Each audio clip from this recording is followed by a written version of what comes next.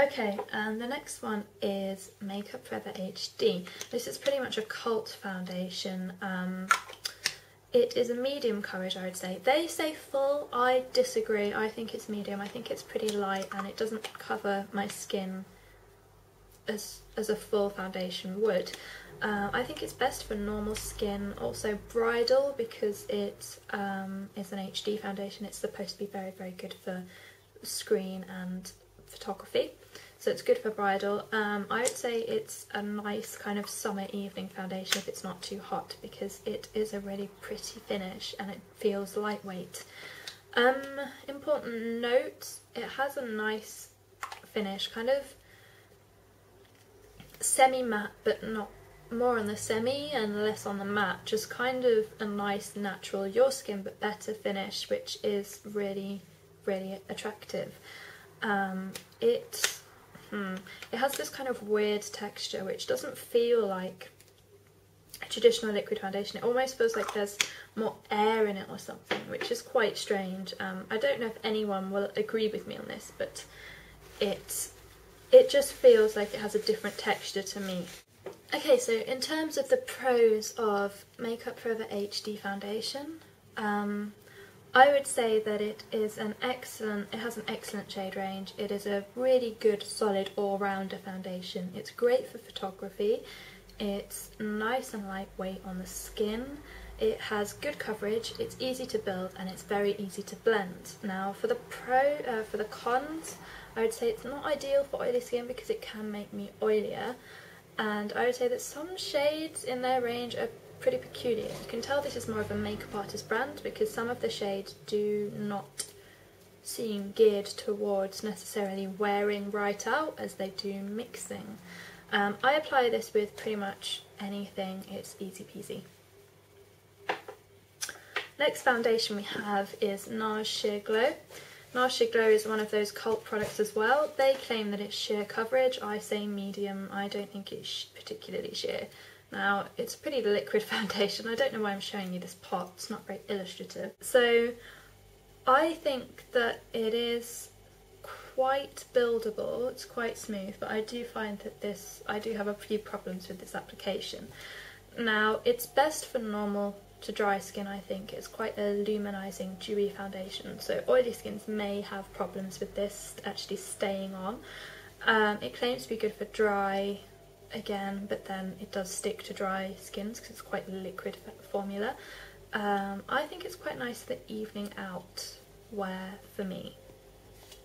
Now, it has a light, dewy finish, and the most annoying thing about this is that the bottles don't include a pump. Now, NARS, I am aware, have started selling pumps, but I would actually like to see them, supply a pump with the product. Why shouldn't they?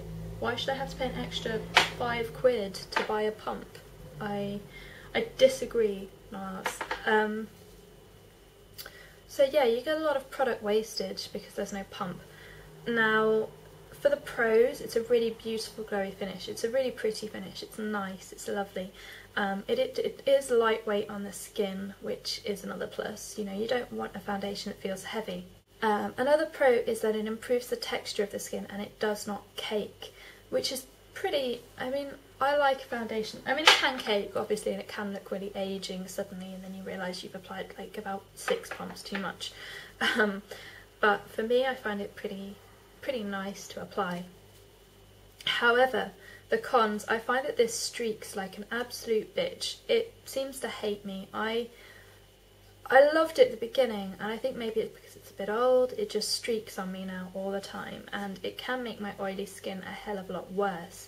So for me, it's not the holy grail of foundations. It is a lovely foundation. However, 2 ways to apply this for me: flat top foundation brush, Sigma, or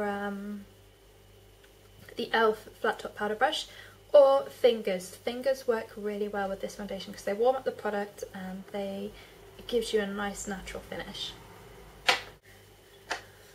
Okay, so the next foundation we're talking about is the Face Atelier Ultra Foundation. If I jiggle a bit in this bit of the video, it's because I've lost the feeling in my foot, and it's got to that bit where it actually kind of feels odd to like move. It's got to that kind of stage of pins and needles where you can't actually physically move your foot.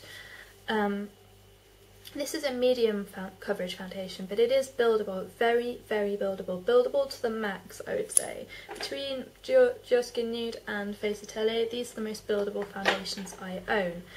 This is best for normal to dry skin and also bridal, but you can work with it if you've got oily skin. It has a really, really kind of luxurious texture, which I don't think I'll be able to show you on video, but it has this kind of gloopy texture, like molten chocolate, because it's very, very shiny in real life. Now, this foundation does contain silicone based, oh, I guess I should say it's silicone based. Now, that means that your primer is pretty much included in your foundation, so you can skip a step. It's kind of the lazy boy of foundations. What you do need to do is shake it up. You really need to shake it up before you use it, because that mixes the foundation together. Otherwise, the silicone particles, which are larger than the rest of the foundation, will just stay at the top and it won't be effective. Now, this foundation has a satin dewy finish. It's an absolutely beautiful finish. Really, you need to have a look at this because I am obsessed. The pros, I have so many pros about this and only about 2 cons. So the first thing is that this is extremely pigmented, and less is definitely more. You don't need very much of this. It is a buttery smooth texture, absolutely foolproof to apply, ridiculously easy to blend. It's lovely. It has beautiful photo ready finish because it is an HD foundation. It wears really well during the day. I get probably about 10 hours wear, maybe more, before I start to feel uncomfortably dewy and a bit greasy, but I do get a really good wear from this. It doesn't cake ever, and it does not stick to dry skin because of its silicone based formula. Now, the cons are that it can make you oily. It does make me oily, not as oily as other foundations that I have, but it can make me oily, and it is pricey. It's about £32, I think, which is quite pricey.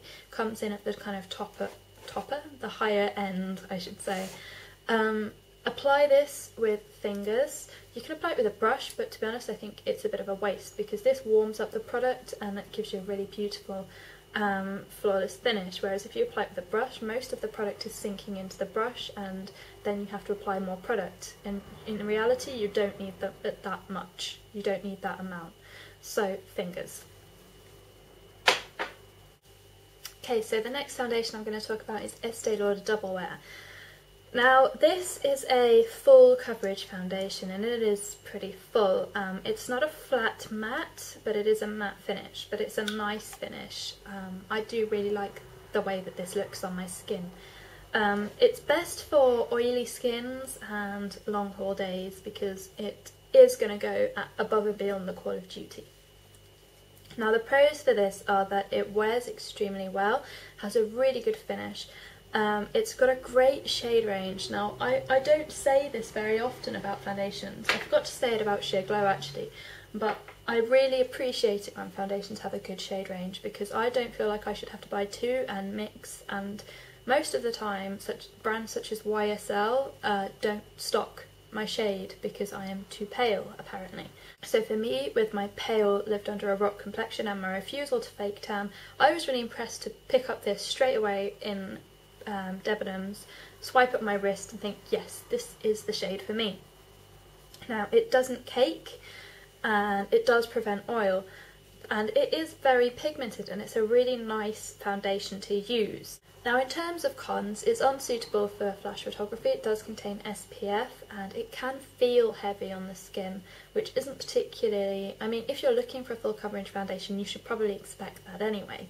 Other things, it does cling to dry areas, so be careful. I prefer to apply this with my flat top brush, and I quite like fingers as well. I think it's a really nice all-rounder foundation. The last one, we're on MAC Prolongwear. Now, I've raved about this quite a lot because I do think that a lot of people were too quick to say, oh, I don't like this, and then get rid of it.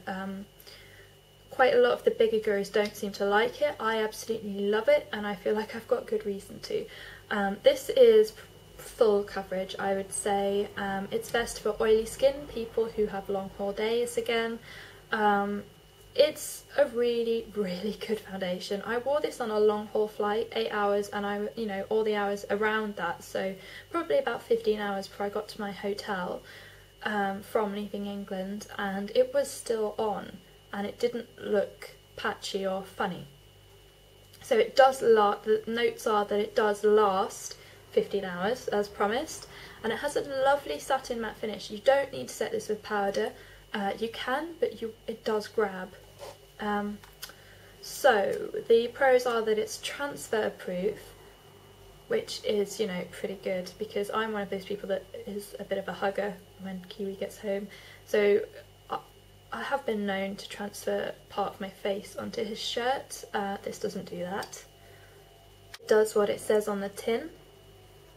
It promises and it delivers. It keeps oiliness and shininess at bay, and it sets without powder. It pretty much fulfills its brief, and that's what I like. It doesn't feel as heavy as you would expect as well, because it is, you know, you're supposed to be wearing your face for 15 hours and you don't honestly feel it that badly. Now, I do have a few cons about this though, that it does set really quickly, and when it does set, it also can feel really, really tacky on the skin, like sticky to touch, which is where I put in that you don't necessarily need to set with powder, because you may end up having a worse job than before, because basically the powder will grab like a magnet to the foundation and it will not look particularly attractive.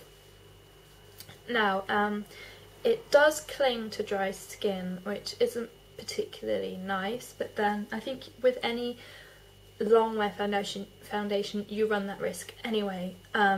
It's not very buildable, it cakes because it sets so quickly. If you want to go for that second layer, you're going to have to be really quick. And the shade range is a bit wonky. Now this one fits me okay, but I have heard people say that they've had to go a colour up or a colour down because the shades are a bit different to what they'd expect. It also can oxidise, which is, you know, another thing to bear in mind. So that is my foundation overview. I've actually been talking for half an hour, but I'm going to have to edit this down because that's crazy. Out of everything, the foundations that I would recommend, MAC Studio Sculpt, perfect. Serves the purpose, beautiful for summer. Diorskin Nude, same again. Let's see. Laura Mercier Soft Porcelain, beautiful finish. Makeup Forever HD, excellent all-rounder, almost like Sheer Glow, but I think more all-rounderish than Sheer Glow. And, okay, so we've got Estee Lauder, double wear. In terms of long wear, I prefer Prolongwear because it has a pump. I know that I can buy a MAC pump to fit this, which I haven't got round to, but I do prefer this. I really like the finish as well. And the Face Atelier Ultra Foundation. In terms of all of the HD foundations, out of either of these, I'd pick this. So, 5 foundations to recommend you. From Lightwear, Studio Moisture Tint, Diorskin Nude. I just dropped everything on the floor. Laura Mercier Mineral Powder. For medium coverage, Face Atelier Foundation, Ultra Foundation, and for full long wear, MAC Pro Longwear.